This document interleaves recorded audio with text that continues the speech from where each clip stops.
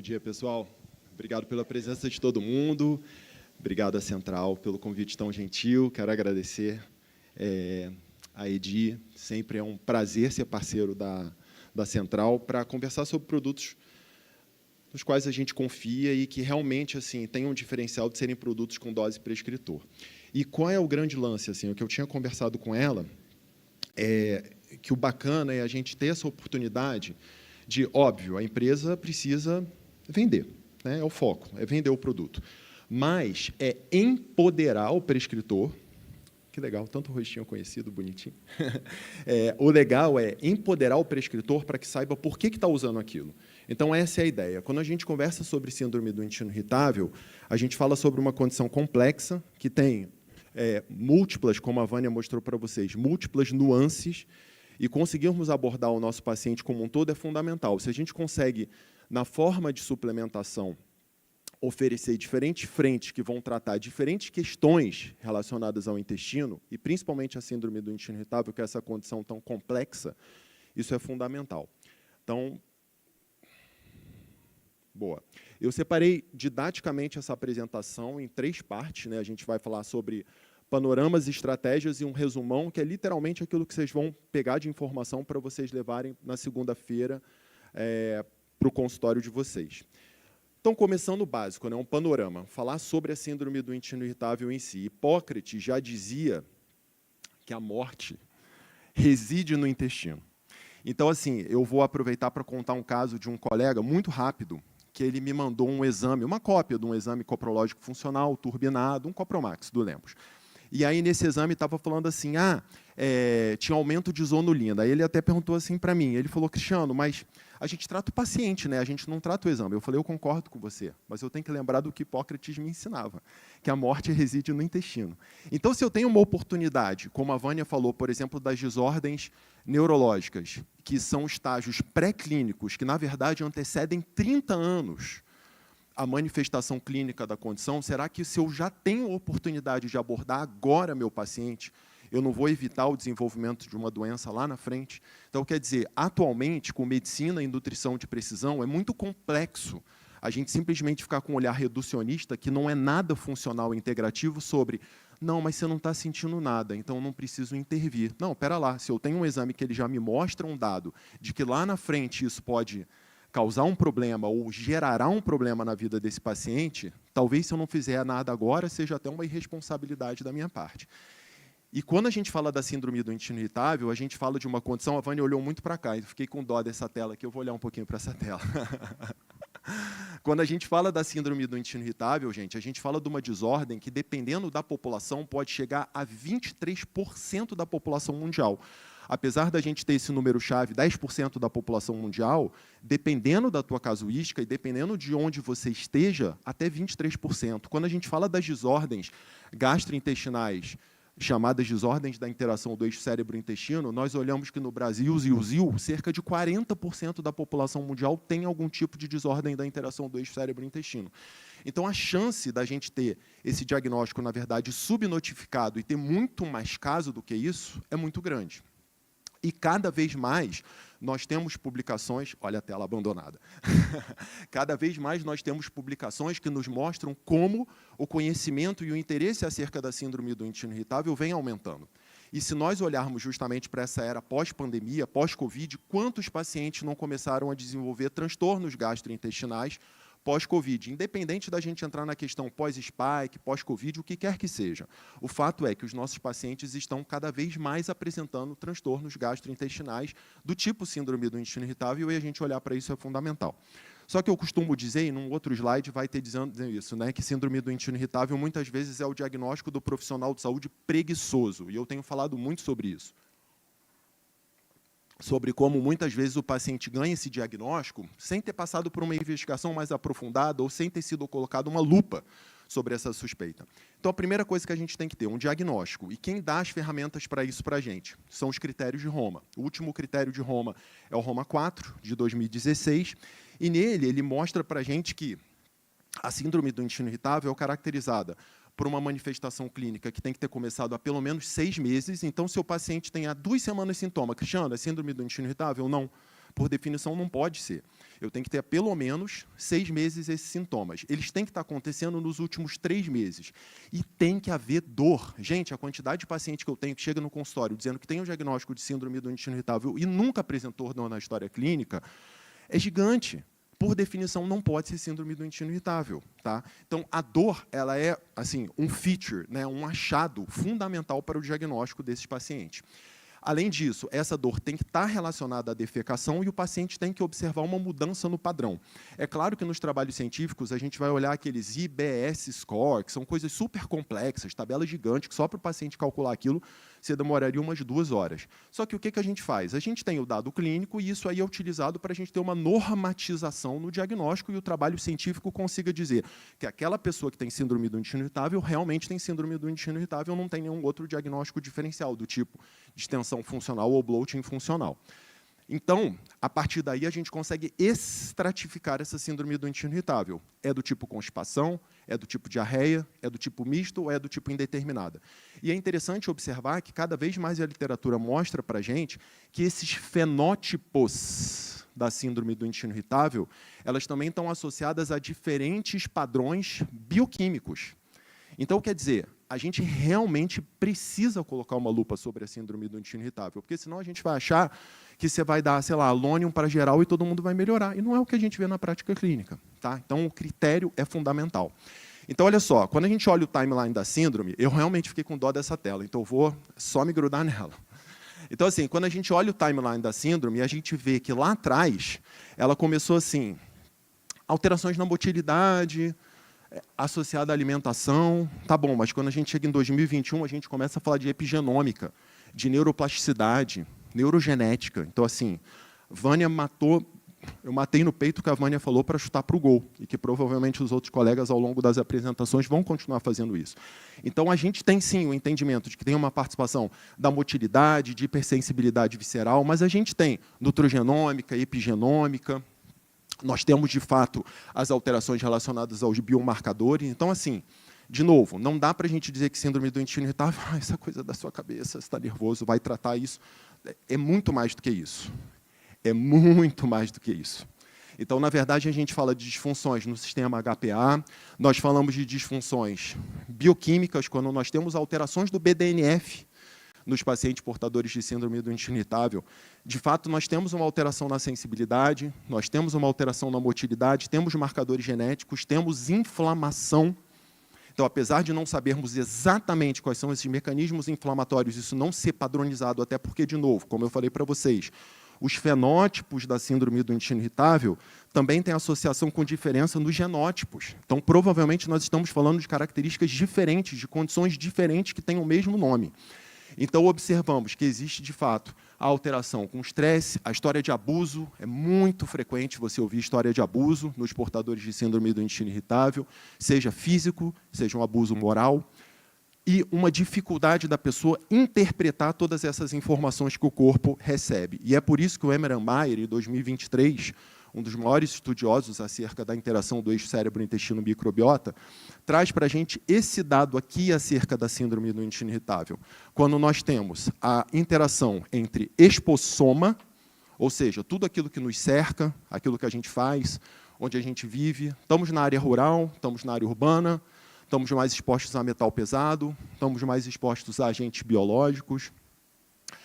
Nós vemos o loop do microbioma, não apenas a microbiota, mas também aquele material genético e o que aquela microbiota produz. Isso compõe esse pool chamado microbioma. O conectoma cerebral, os fatores genéticos associados às mutações genéticas que são cada vez mais reconhecidas nos portadores de síndrome do intestino irritável e, obviamente, a conexão de toda essa galera. Então, gente, de novo, não dá para dizer que isso aqui é só hipersensibilidade visceral. Até porque, conforme o Douglas Drossman, que é um dos... Na verdade, ele é o presidente do consórcio Roma e ele é gastroenterologista e psiquiatra. Ele fala que o risco do paciente de síndrome do intestino irritável, de qualquer desordem da interação do eixo cérebro-intestino, é isso daqui, é cair nesse loop. No loop de faz investigações, não deu certo, já viram isso? Você é o 7º nutri que eu venho, você é o 9º médico que eu venho. E aí o paciente cai num loop interminável de exames, frustração, mais ansiedade, hipervigilância. O intestino vira o eixo da vida da pessoa, o fio condutor da vida da pessoa. O intestino define se a pessoa vai sair ou não vai, se vai namorar ou se não vai, se vai viajar ou se não vai. Exacerbação sintomática, e aí, de novo, será que eu não tenho nada mesmo? Eu vou trocar de Nutri. Esse Nutri aí, isso aí não está valendo nada, não. Vou trocar de médico. Não é essa a resposta que eu quero. E o paciente entra no chamado ciclo vicioso das desordens da interação do eixo cérebro-intestino. Então, gente, a gente precisa investigar os nossos pacientes, óbvio. A gente vai ter indicação de colonoscopia. Se o paciente tem sinais de alarme, ele precisa fazer colonoscopia, sim. Cada vez mais nós vemos os casos de neoplasia de cólon. Estava falando com o Henrique antes de entrar no palco, acerca dos pacientes cada vez mais jovens com diagnóstico de neoplasia. A gente precisa ficar atento. Tá? O diagnóstico é fundamental. Eu sempre falo para os pacientes, o diagnóstico é o passaporte. Com ele você viaja, sem ele você não viaja. Se você quer viajar ou não, a premissa é sua, mas sem passaporte você não viaja. Então, o diagnóstico liberta a pessoa. Então, a gente ter o diagnóstico é fundamental e, obviamente, existem o fluxo, né, o fluxograma para a gente definir como a gente vai investigar o nosso paciente e o que ele precisa. Mas o paciente, por exemplo, síndrome do intestino irritável, pela síndrome em si, não precisa fazer colono todo ano, gente. Eu cansei de pegar, quando eu era colonoscopista, paciente assim, o que está fazendo? Não, eu tenho síndrome do intestino irritável, estou acompanhando. O quê? Está acompanhando o quê? Né? Então, assim, na falta do que pedir, não sei o que fazer com esse paciente, faz colono aí, tchau. Ou então o colega que acaba entrando naquele loop do ciclo vicioso da desordem da interação do eixo cérebro-intestino. Então, de novo, a gente não pode deixar que síndrome do intestino irritável seja um diagnóstico de profissional de saúde preguiçoso. Há múltiplos diagnósticos diferenciais. Múltiplos. Nessa lista aqui tem colite microscópica, citomegalovírus, disfunção autonômica do diabetes, quimioterápico, fazendo com que o paciente realmente comece a ter um comportamento diferente do padrão intestinal dele, doenças relacionadas à má absorção, infecções crônicas, ou seja, é fundamental a gente pensar no diagnóstico diferencial da síndrome do intestino irritável. E, óbvio, a gente colocar uma lupa sobre todos aqueles fatores que o Emeran-Mayer fala. Então, a gente tem que olhar que, de fato, nós temos, sim, que o alimento ele pode ser um gatilho para sintoma nesse paciente, que existe uma hipersensibilidade visceral associada à desmotilidade, que existe uma hiperexcitabilidade neuronal. Eu sempre falo isso para o paciente. O seu corpo é como se ele fosse planejado para sentir mais dor. Então, aquilo tudo que a Vânia falou, e a gente pensar na abordagem, do que a gente vai fazer para diminuir, ou melhor, aumentar esse limiar de desconforto do paciente. Isso é fundamental. A gente pensar que existe uma alteração na microbiota e nos seus metabólitos, o tal do microbioma, a combinação do que tem lá e o que essa galera que está lá, o que eles estão produzindo. E, de fato, a grande associação de comorbidades psicológicas. Uma das coisas que eu utilizo até no tratamento do paciente com síndrome do intestino irritável são os neuromoduladores, seja na forma de fitoterápico, seja na forma de medicamento. E muitas vezes o paciente fala assim, nossa, eu percebi que até dei uma acalmada, melhorei. Eu falei, olha, olha, as evidências mostram para a gente que essas doses baixas não têm nenhum efeito no sistema nervoso central, do ponto de vista de tratamento de ansiedade, depressão, porque não tem mesmo. Quando comparam os scores de ansiedade antes e depois do tratamento, não há diferença. Mas, a partir do momento que você tira o intestino do centro da tua vida, não tem como você ter tempo para pensar em outras coisas. Você deixa de pensar só no seu intestino e você passa a pensar nas outras coisas. E aí, de novo, a literatura traz para a gente, então, essas interrogações. Será que síndrome do intestino irritável realmente existe? E por que o autor ele pontua isso? Quando ele mostra para a gente que cerca de 98% de um levantamento específico de 303 pacientes, dos portadores de síndrome do intestino irritável do tipo diarreica, tinham uma explicação alternativa para seus sintomas. Então, assim, de novo, cuidado, porque muitas vezes a gente não coloca a lupa sobre a condição e a gente sai dizendo que as pessoas têm síndrome do intestino irritável sem investigar e sem a possibilidade de propor algo que realmente vai modificar a história natural dessas pessoas. Quando a gente olha para a barreira intestinal, que é um ponto cada vez mais reconhecido como sendo importante, o microambiente intestinal e a barreira intestinal, e a fundamentação teórica para a gente pensar em como essa camaradinha aqui ela é fundamental para manter não apenas a saúde do próprio intestino, assim como o meu colega tinha falado lá atrás, a gente não trata o exame, a gente trata o paciente, é um fato. Mas eu tenho que observar que essa barreira, que não apenas é uma barreira estrutural, mas ela também é funcional, composta por lumen intestinal, onde a gente tem a própria microbiota intestinal, composta por essa camada externa de muco, aquele muco sobrenadante. Então, muitas vezes a gente fala, quebra biofilme, quebra biofilme. Quebrar o biofilme é importante, mas quebrar biofilme de todo mundo em quem está saudável pode não ser uma estratégia legal, porque eu vou deixar, de fato, essas células mais expostas àquela microbiota sobrenadante. Então, cuidado, ordem e critério. Não dá para sair fazendo tudo para todo mundo, não. Aí a gente tem, de fato, esse muco, onde a presença de micro-organismos é menor, e cada vez mais a literatura aponta para a gente que esse chamado MAM, que é a microbiota associada à mucosa, é que, de fato, parece ser a que mais interage com o nosso sistema, pela proximidade. Obviamente, a camada celular. E quando nós temos na lâmina própria, o grande barato da história, que é uma das partes que eu mais quero frisar nessa aula, que é o próprio sistema imune intestinal, efetivamente. E o que pode fazer com que exista uma quebra nessa barreira intestinal, na integridade dessa barreira intestinal? A gente tem aqui, como, de novo, a Vaninha falou, estresse, toxinas, patógenos, partículas alimentares, medicamentos lícitos, não lícitos, e infecções podem ser fatores que vão aumentar a permeabilidade desse intestino. E a gente já sabe, a Alessia Fasano já apresentou para a gente isso, que o aumento da permeabilidade do intestino pode funcionar como uma porta aberta para o desenvolvimento de um sem número de condições, não apenas crônico-degenerativas relacionadas ao intestino, síndrome do intestino irritável, doenças inflamatórias intestinais, como a passagem dessas partículas alimentares mal digeridos, fragmentos bacterianos, micro-organismos, efetivamente, dependendo do tamanho desse leaky gut, podem funcionar como gatilho para uma série de desordens que, em última análise, estarão mais associados à pior qualidade de saúde, efetivamente. Né? Então, as principais funções do trato gastrointestinal: absortivo, barreira contra os micro-organismos, contra macromoléculas, contra compostos tóxicos, e o rompimento dessa barreira pode levar à disfunção gastrointestinal, bem como anormalidades do tipo translocação bacteriana. E aí, gente, o dado. O aumento da permeabilidade intestinal parece ser, sim, um evento precoce a ocorrer na síndrome do intestino irritável. Então, de novo, se eu tenho o diagnóstico de um aumento de permeabilidade intestinal, se eu intervir agora, será que eu não tenho chance de diminuir o desenvolvimento de uma série de condições mais para frente, dentre elas a síndrome do intestino irritável em si?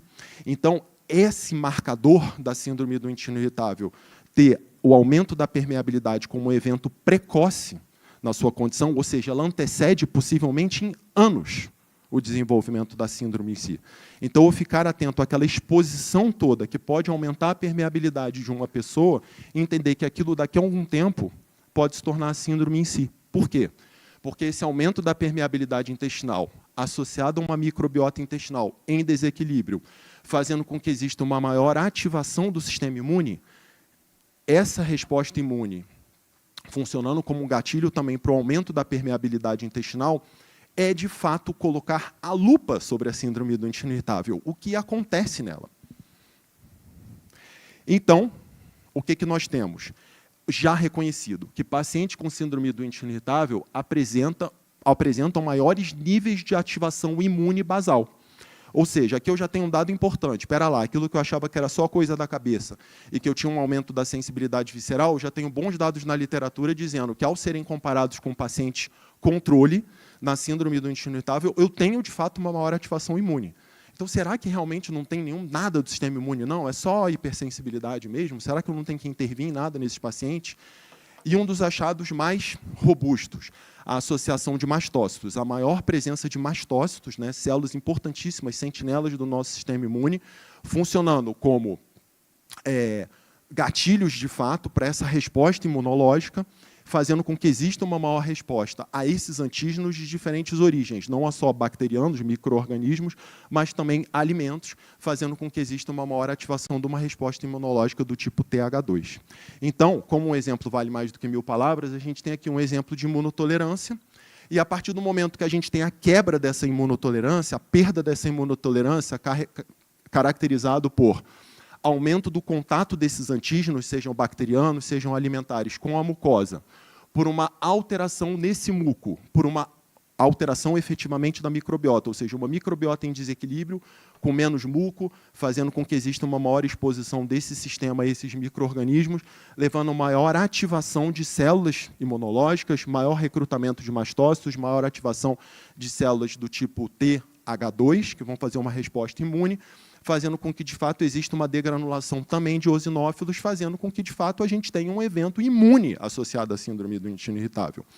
Essa imagem, super bonitinha, desse trabalho publicado em 2018, mostra para a gente como existe uma especificidade regional, não apenas relacionada ao sistema imune, mas também em relação à microbiota, conforme a gente vai progredindo no trato gastrointestinal. Então, o duodeno tem um perfil, o jejum tem um perfil, o ilho tem um perfil, o cólon tem um perfil. Olha que interessante, quando a gente pega isso daqui, o FOXP3, que vai aumentando ao longo do trato gastrointestinal, nós temos um marcador que está muito mais associado ao que? Imunotolerância a micro-organismos. Olha que interessante, ele vai aumentando conforme ele vai chegando mais perto do cólon, onde a gente, de fato, tem mais micro-organismo. E onde a gente precisa ter mais imunotolerância, Nutris, em relação à exposição alimentar. Quando a gente pensa na criança, por exemplo, começando a se expor ao alimento, eu tenho que gerar uma imunotolerância àquele alimento, certo? Repara, o IgA mais alto no delgado e vai diminuindo no cólon. Por quê? Porque eu preciso ter mais uma condição de imunotolerância onde eu vou ter mais exposição a antígeno alimentar. Então, gente, não é nada à toa no trato gastrointestinal, não. O negócio é super bem feitinho. Então, o que a literatura mostra para a gente? Que é possível que a síndrome do intestino irritável seja caracterizada por uma questão adaptativa relacionada a essa resposta imune a todos os antígenos que existem dentro do tubo digestório, sejam bacterianos, sejam de vírus, sejam de fungos, sejam de alimentos. Então, a grande verdade é que a gente pode começar a olhar como a síndrome do intestino irritável como uma condição em que a gente tem uma quebra dessa imunotolerância. Enquanto a gente não olhar dessa forma, muito provavelmente a gente vai ter um tratamento muito reducionista do nosso tratamento, no tratamento do nosso paciente portador da síndrome. O que respalda isso, Cristiano? Só essas frases soltas? Não.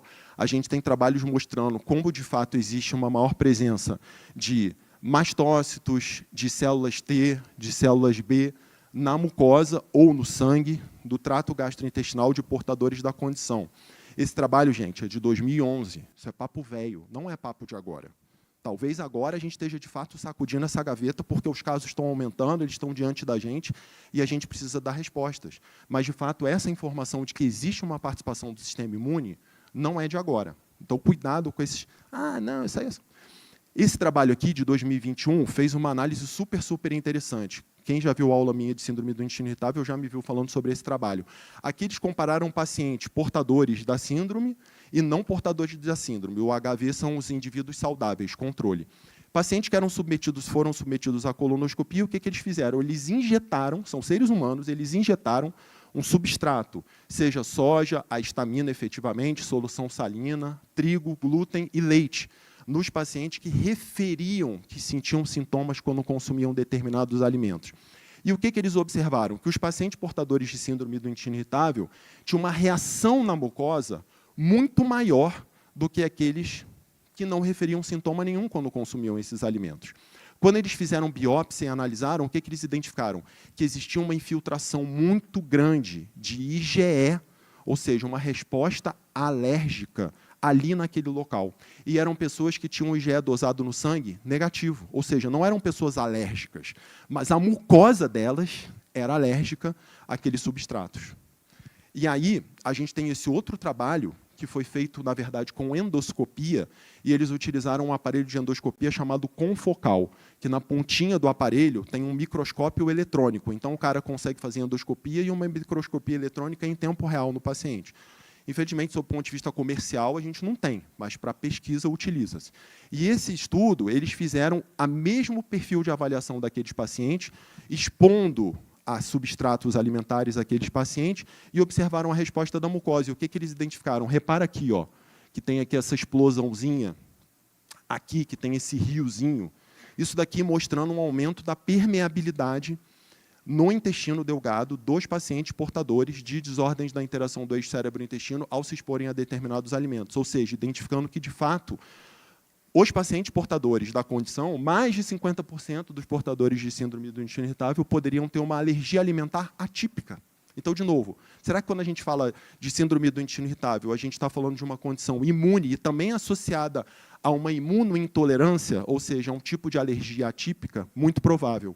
E a teoria para isso é a seguinte: é a partir do momento que a pessoa entra em contato com um antígeno alimentar, com um alimento, enquanto ela está numa vigência de uma infecção que aumentou a permeabilidade do intestino, fazendo com que exista uma maior exposição desse sistema imune a esses substratos alimentares. A partir desse momento, o que acontece? Gera-se uma memória imunológica.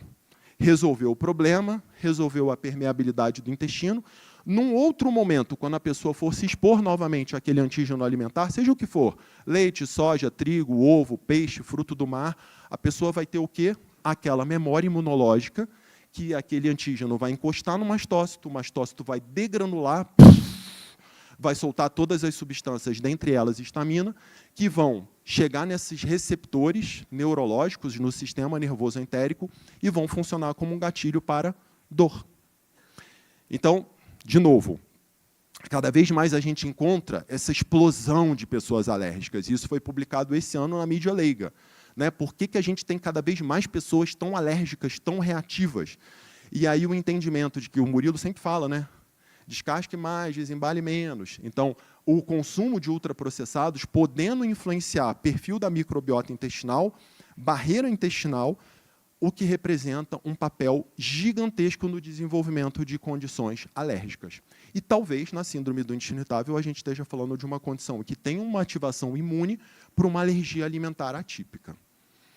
Então, quando a gente olha, por exemplo, um padrão de uma dieta do tipo Low FODMAP, o que a literatura traz para a gente? Que até 84% dos pacientes referem que têm sintomas ao ingerirem determinados alimentos, e esses alimentos não completamente digeridos, inabsorvidos, principalmente carboidratos, que é um padrão de um FODMAP, podendo levar a sintoma, mas olha que novidade legal, alimentos que também liberam mais histamina, também podendo funcionar como gatilho para sintoma. Então, mesmo que a pessoa não seja uma portadora de intolerância à histamina efetivamente, a gente sabe que essa molécula, até porque naquela imagem eu tinha mostrado ali atrás, dessa participação do mastócito na jogada, como essa degranulação de mastócito, como essa ativação do sistema imune, também mediada por mastócito, também com liberação de histamina, pode ser uma causadora de sintoma. Ou seja, gente, na síndrome do intestino irritável, essa combinação alimentação, microbiota, sistema imune e esses nociceptores, ou seja, esses receptores neurológicos detectam dor, pode funcionar assim como todo o arcabouço teórico para a gente pensar na condição. O professor Gibson, que é o cara que encunhou o termo FODMAP, em 2020 publicou esse trabalho em que ele revisitava a associação de FODMAP com a gênese de doenças gastrointestinais. E o que ele ponderava é o seguinte: olha, talvez, de fato, a população esteja consumindo muita fibra demais, até fazendo esse contraponto do que a Vânia falou. Será que essa quantidade toda? Por quê? O entendimento de que um alto consumo de FODMAP geraria uma translocação bacteriana, poderia aumentar a quantidade de LPS, diminuindo o pH intestinal, fazendo com que houvesse injúria epitelial, apoptose, diminuição de barreira intestinal, o que estaria, em última análise, associado à hipersensibilidade visceral. Ou seja, não é apenas, vocês pararam para pensar, por que você diminui FODMAP da vida de uma pessoa, você melhora sintoma? Porque você tem menos fermentação, você tem menos gases. Será que é só isso? Ou será que, de fato, a gente não tem que olhar para esse status aqui? Uma ativação do sistema imune, um aumento da permeabilidade intestinal, e não apenas os gases que aumentam no paciente. Porque, de novo, a gente precisa olhar a figura completa. Essa conexão cérebro-intestino, microbiota, e como, de fato, esses fatores todos eles vão se retroalimentando e fazendo, de fato, com que todo o cenário da síndrome do intestino irritável se instale. Então, a gente tem que uma microbiota saudável vai estar no meio da jogada, e os fatores que vão fomentar uma microbiota mais saudável, fibras pré-bióticas, uso de probióticos, transplante de microbiota fecal, que junto com a dieta é o único fator modificador no longo prazo de microbiota. Esqueçam o probiótico para mudar a microbiota, ou é dieta ou é transplante de microbiota. E como fatores que são disruptivos para essa microbiota intestinal, vão ser associados ao desenvolvimento de uma série de condições, dentre elas a síndrome do intestino irritável. Então, cada vez mais a gente sabe, sim, que existe uma participação importantíssima da microbiota intestinal no desenvolvimento da síndrome. Apesar da gente não ter uma assinatura definida do que é uma microbiota saudável ou o que vai ser uma microbiota que defina o paciente portador da síndrome do intestino irritável, a gente sabe que existe diferença entre os pacientes portadores e não portadores da condição e um entendimento de que, de fato, essa comunicação da microbiota intestinal com o sistema nervoso central, ele vai acontecer por uma série de mecanismos, dentre eles essa sinalização neurológica, endocrinológica e, de novo, imunológica, que acontece dentro do intestino.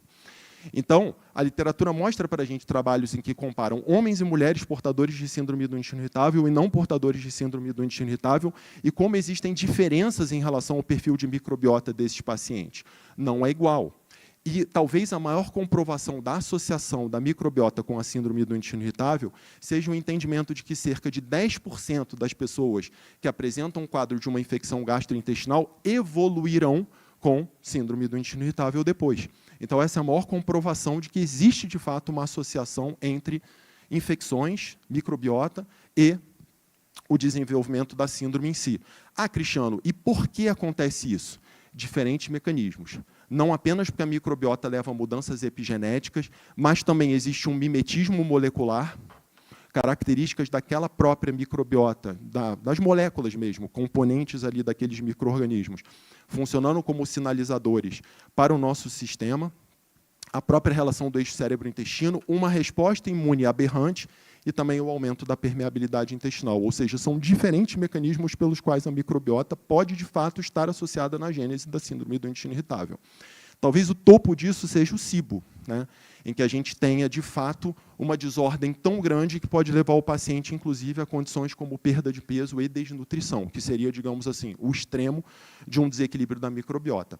E essa associação é tão grande que trabalhos mais antigos do próprio Mark Pimentel mostram que 78% das pessoas portadoras de síndrome do intestino irritável têm supercrescimento. Trabalhos mais recentes mostrando que não é tão grande quanto 78%, mas um risco de 3,7 vezes maior. Ou seja, só o fato de ser portador de síndrome do intestino irritável já aumenta em 3,7 vezes a chance de ter o supercrescimento bacteriano, já que é uma condição altamente disruptiva para o microambiente intestinal, interferindo nessa barreira, com aumento de proteases, que vão, de fato, aumentar essa permeabilidade, os sais biliares, grande barato na gastroenterologia, acredito eu, e a alteração na produção dos ácidos graxos de cadeia curta, que vão ser importantes na integridade desse intestino.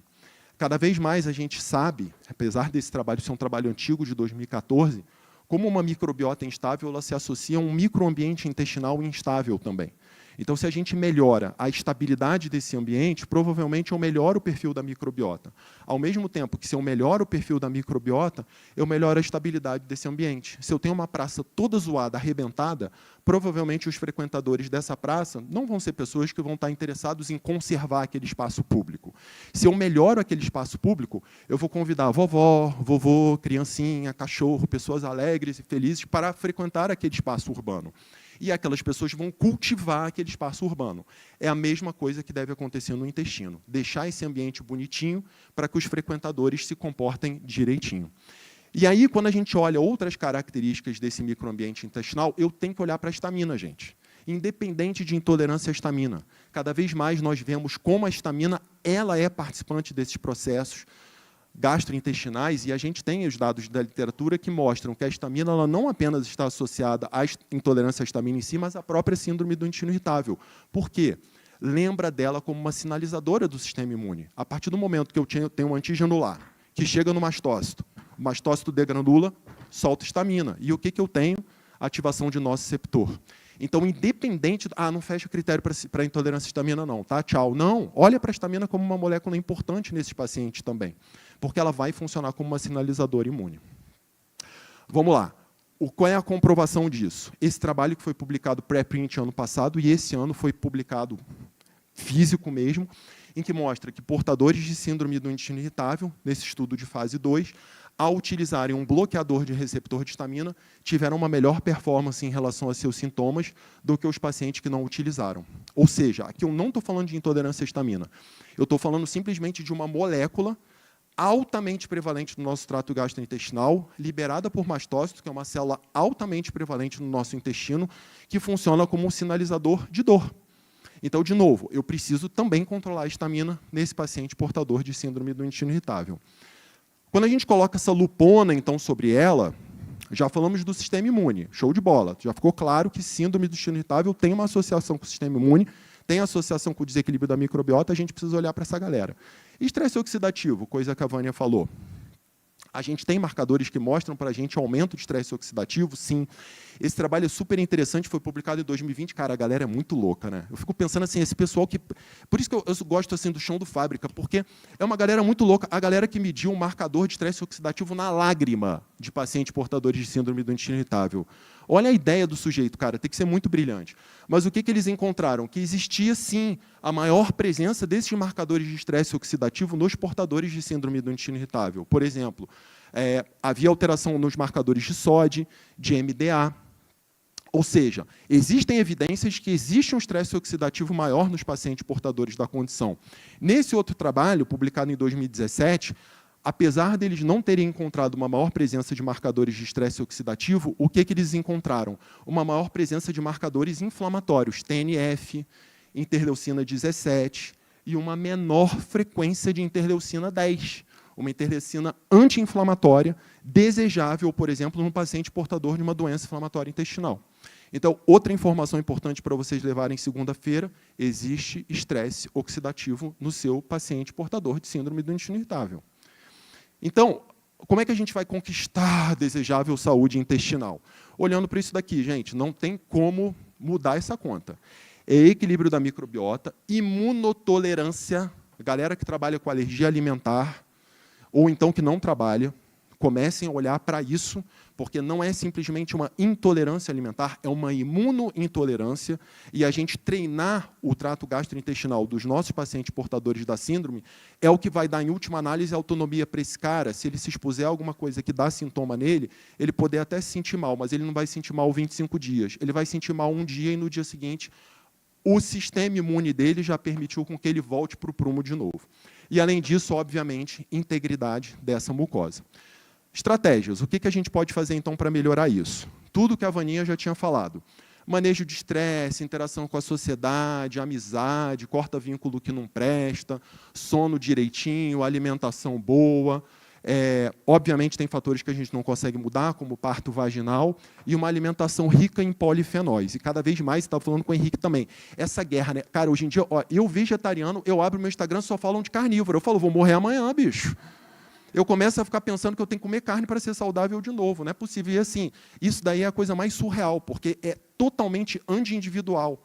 É assim, nada mais ayurvédico, você pensar uma conduta para todo mundo. É o que a galera critica numa medicina com um olhar mais convencional, e na nutrição, polenguinho, biscoitinho creme cracker, quando o paciente está saindo da quimioterapia, e na medicina é um remédio para geral. É a mesma coisa, carne para todo mundo, então ótimo, né? Eu vou mostrar meus marcadores antes e depois de carne, como para mim foi uma coisa muito melhor parar de comê-la. Enfim. Então, na síndrome do intestino irritável, a gente precisa olhar para tudo. Medicina complementar, a gente precisa olhar para a dieta, a gente precisa olhar para a terapia comportamental, a gente precisa olhar para o tratamento medicamentoso, pode ser muito importante nesses casos, e nós precisamos olhar, obviamente, o que o futuro nos reserva. Talvez boa parte do que o futuro nos reserva já esteja sendo mostrado agora nessa aula para vocês, porque essas coisas elas vão virar evidência daqui a 10 anos. E a nutrição funcional integrativa e a medicina funcional integrativa nada mais são do que antecipadores de condutas. Certo? Então, é abrir os olhos e ficar com eles bem atentos. Pensando nisso, e pensando que intestinos importam, nós temos o Guardian. Então, vamos destrinchar o Guardian. O Guardian é um produto composto por aminoácidos, né, cisteína, glicina, glutamina, fibras alimentares, a goma-acácia e a beta-glucana de levedura. Tem o sódio, importante, inclusive, naqueles pacientes que têm desequilíbrio do sistema nervoso autonômico. E eu falei ali que, por exemplo, uma das condições que podiam estar associadas é o diabetes com um desequilíbrio do sistema nervoso autonômico na sintomatologia, vitamina D, vitamina C e zinco. Vamos lá. O que o professor Michael Camilleri mostra para a gente que é importante na melhora da nossa integridade intestinal, sendo que nós já vimos que a integridade intestinal é fundamental, porque ela vai antecipar em anos o desenvolvimento de uma série de desordens. A gente olha aminoácidos. O professor coloca aqui cisteína, glutamina, arginina, triptofano, metionina. Gliadina não, gliadina não. E não somos nós falando, é o professor Michael Camilleri. Gliadina aumenta a permeabilidade intestinal, certo? Isso aqui não é um naturopata que está num topo da montanha, no Himalaia, entoando mantra. É um cara totalmente da academia americana dizendo que gliadina aumenta a permeabilidade intestinal. Outros aminoácidos eles vão melhorar a nossa performance de integridade intestinal. Então, quando a gente olha para a glutamina, ela tem um efeito geral anti-inflamatório, na manutenção de integridade de tecidos, e, além disso, ela tem um efeito anti-apoptótico. Por isso, até que a glutamina, o pessoal fica muito preocupado em relação ao lance do câncer. Pode usar glutamina, não pode. E essa é uma questão mais complexa, mesmo porque ela poderia funcionar como um fator protetor, digamos assim, para a célula cancerígena, justamente para isso. Mas, quando nós observamos o efeito que nos interessa, nós vemos como ela estimula o desenvolvimento de fatores antioxidantes, tipo glutationa. O que a gente tem na síndrome do intestino irritável, marcado na lágrima de pacientes? Estresse oxidativo. Além disso, a gente melhora o desenvolvimento desses fatores de crescimento, que vão fazer com que, de fato, exista mais integridade desse intestino. E, além disso, tem um efeito bem interessante, que são as famosas Heat Shock Wave Proteins, né? Então, assim, de novo, com esse efeito antioxidante e protetor contra o estresse efetivamente oxidativo que a gente tem no território intestinal. Quando a gente olha para a glicina, que é um outro composto presente no Guardian, não só vai ter um efeito sistêmico, como nós sabemos que tem também um efeito no trato gastrointestinal. Nesse trabalho, eles colocam especificamente para a úlcera gástrica, na imagem. Mas, no corpo do trabalho, eles falam como está associada à melhora da integridade intestinal como um todo. E aqui, a recuperação tecidual, obviamente. Isso também vale para intestino. Lembra que intestinos importam. NAC. Olha só que interessante. Eu deixei até marcado. Beleza, reposição de glutationa, né, porque ela vai funcionar como um precursor para a glutationa. Tem um efeito antioxidante, mas olha que interessante. Essa redução de ponte disulfídica, lembra disso? Óbvio que não. Muito antigo, né? Vamos combinar. Só que, assim, a quebra dessas pontes disulfídicas, gente, em última análise, sabe o que é isso? Quebra de biofilme.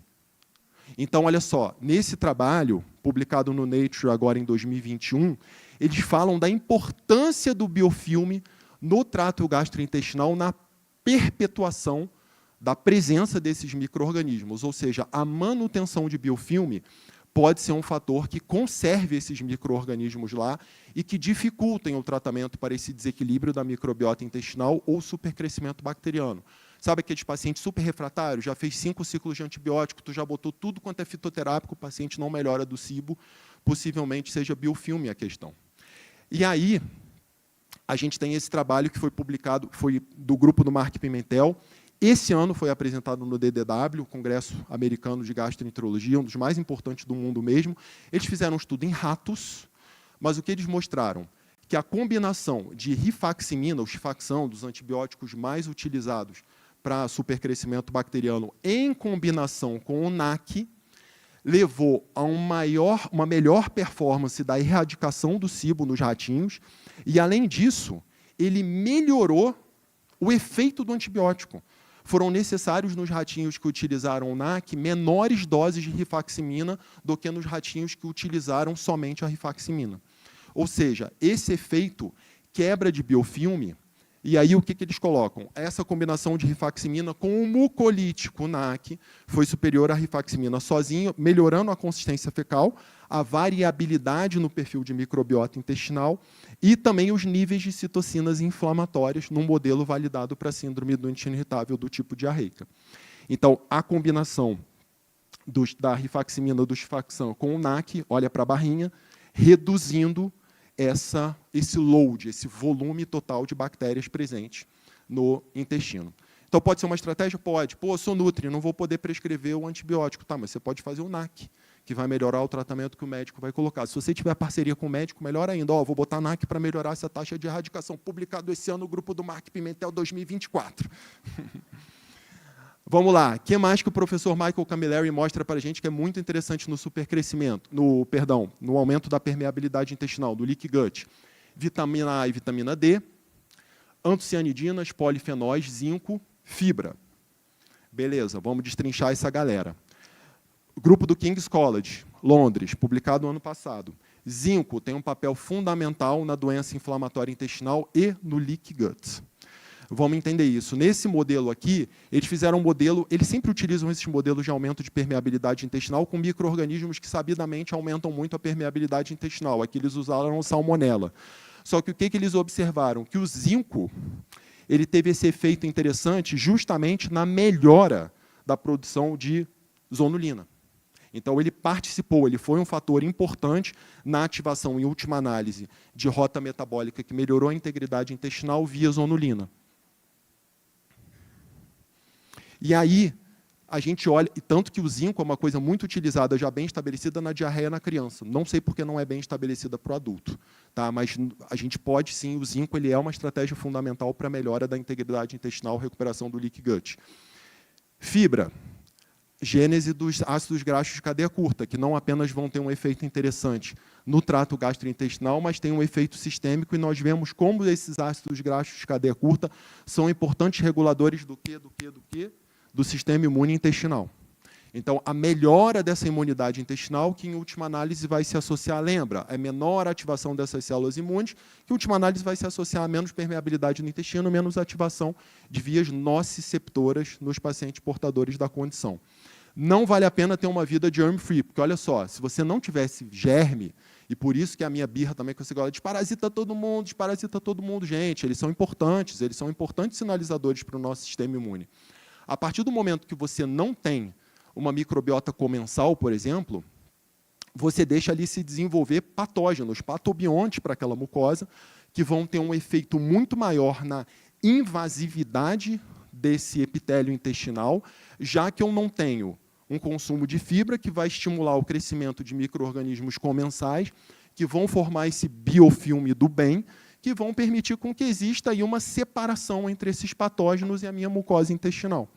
Então, a fibra ela é fundamental nessa equação. E aí, nós vemos como esses ácidos graxos de cadeia curta eles estão associados ao aumento da permeabilidade do intestino, mas não apenas por eles melhorarem tight junction, mas também porque eles estimulam a produção de peptídeos antimicrobianos. Então, eles vão ter um efeito antimicrobiano também. E, além disso, pelo estímulo à proliferação celular. De novo, eles vão ter o estímulo na gênese, no crescimento ali daquela mucosa intestinal, efetivamente, que tem um turnover de 4 dias, mas eu melhoro as condições para ter melhor produção celular. E a beta-glucana de levedura, talvez o grande barato assim, do produto, beta-glucana.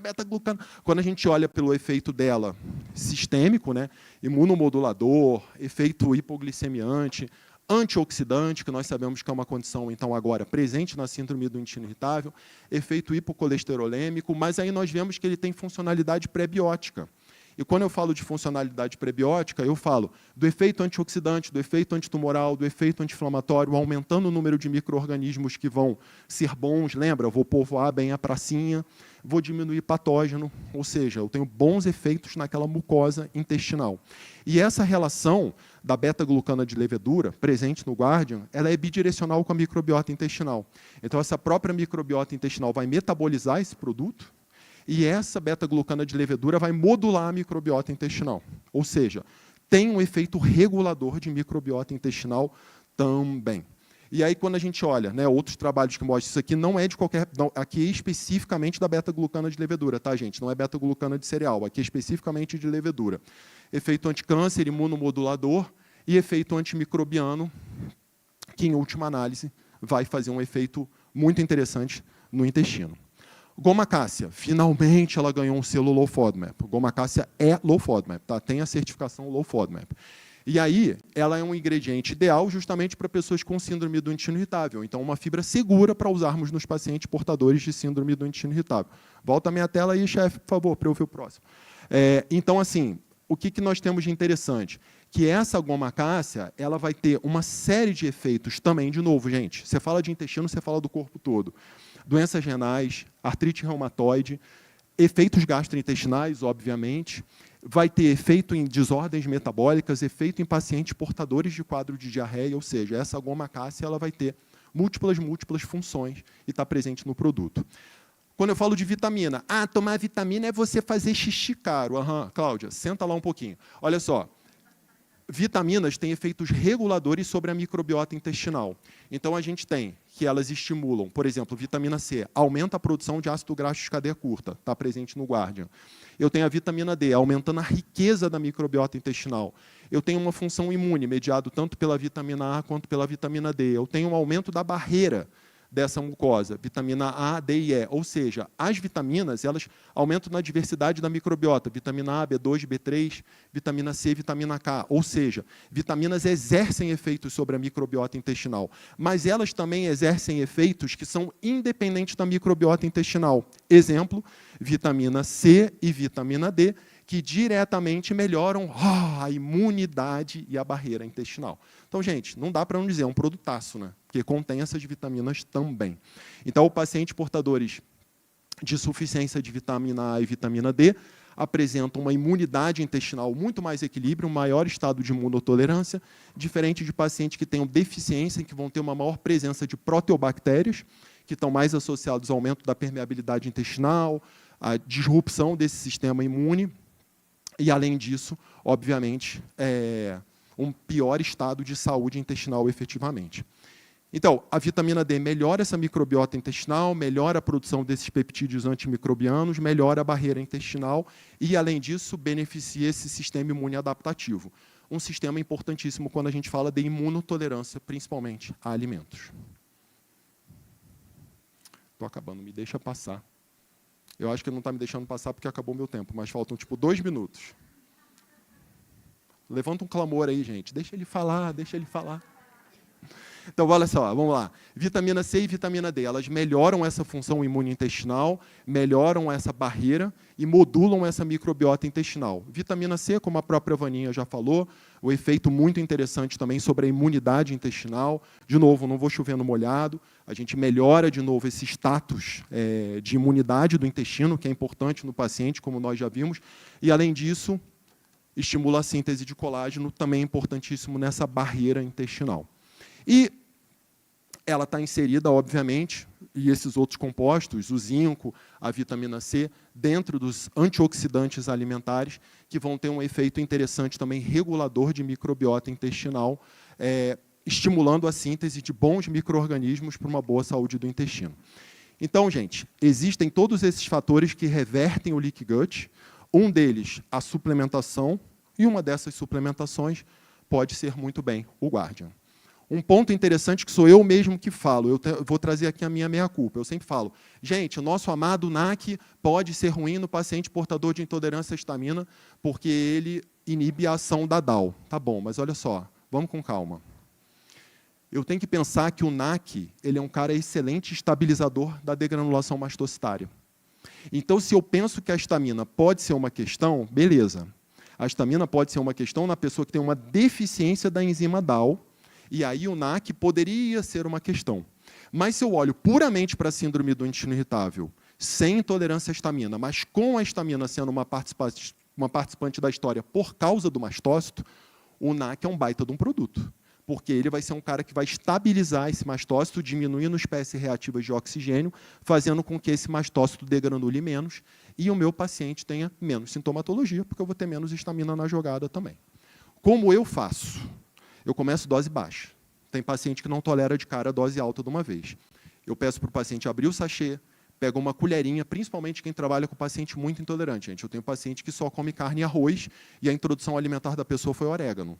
Então, assim, eu tenho um paciente que ele ficou 2 semanas comendo água de chuchu cozida. Então, são pessoas muito intolerantes. Então, o que eu falo? Abre um sachê, pega uma colherinha de chá rasa, mistura na água, toma, esquece. Passou um dia, foi tudo bem? Vai de novo. E vou progredindo até conseguir chegar em 1 a 2 sachês por dia. Então, não tenham pressa de aumentar. Resumão. Antes que a Edinária me esfolhe aqui. Olhar o microambiente intestinal é fundamental, gente. De novo, síndrome do intestino irritável, a gente precisa olhar o microambiente intestinal. E olhar o microambiente intestinal é olhar o que esse indivíduo come, mas é saber que eu tenho uma microbiota na jogada, é saber que eu tenho um sistema imune hiperreativo em desequilíbrio. Então, todas as estratégias que nós pudermos fazer para deixarmos esse sistema imune em equilíbrio será fundamental. Diminuir estresse oxidativo, porque isso, em última análise, vai permitir com que essa barreira de mucosa seja uma mucosa íntegra e que eu abra menos porta para o desenvolvimento de outras condições de saúde. Eu preciso olhar a síndrome do intestino irritável como uma condição múltipla, em que eu tenho sensibilidade alimentar, aumento da permeabilidade, alterações no sistema endocrinológico, eu tenho alterações em polimorfismos genéticos, eu tenho uma maior ativação da mucosa, uma maior ativação imune dessa mucosa, eu tenho alterações da microbiota intestinal, ou seja, eu preciso colocar uma lupa. Se eu não colocar a lupa, a minha conduta vai ser reducionista e eu vou perder a oportunidade também de fazer diagnósticos diferenciais, porque a síndrome do intestino irritável tem diagnósticos diferenciais e eu preciso pensar neles. Lembrar que, além dos diagnósticos diferenciais, existem as condições que são concomitantes à síndrome, por exemplo, a alergia a níquel, a doença celíaca, a intolerância a fatores específicos do trigo, como os ATIs, que não o glúten e que não o FODMAP ali presente. E aí fica esse questionamento. Será que a síndrome do intestino irritável é uma condição, na verdade, que a gente está sendo direcionado para diagnosticá-la, mas, na verdade, a gente está deixando de olhar para outras coisas? Então, isso é fundamental, termos o senso crítico. Existe um critério diagnóstico para fazê-lo, ainda é um critério clínico, mas nós sabemos que, se nós não olharmos para esse manejo completo do paciente, independente do diagnóstico, o nosso paciente não terá um controle adequado sintomático. E, pensando nisso, o Guardian é um produtaço que a gente pode utilizar, e eu apresentei todo o respaldo científico para vocês do porquê ele pode ser uma suplementação muito interessante para esses nossos pacientes. E lembra, gente, que a gente olha para isso daqui, ó, sintomas gastrointestinais, necessidades psíquicas do indivíduo, fatores de risco e fisiopatologia, mas a síndrome do intestino irritável é isso. Isso aqui está só no meio dessa jogada. E, de novo, se a gente não olhar para o todo, a gente não consegue tratar esse todo aqui. Eu gosto de terminar com essa frase, que é do Edward Bach, em que ele fala justamente que cada pessoa tem uma vida para viver, um trabalho para desenvolver, uma personalidade gloriosa e uma individualidade maravilhosa. E olhar os nossos pacientes com esse olhar de medicina e nutrição funcional integrativa é fundamental para que a gente possa honrar esse princípio da individualidade. Muito obrigado, Deus os abençoe. Muito obrigado.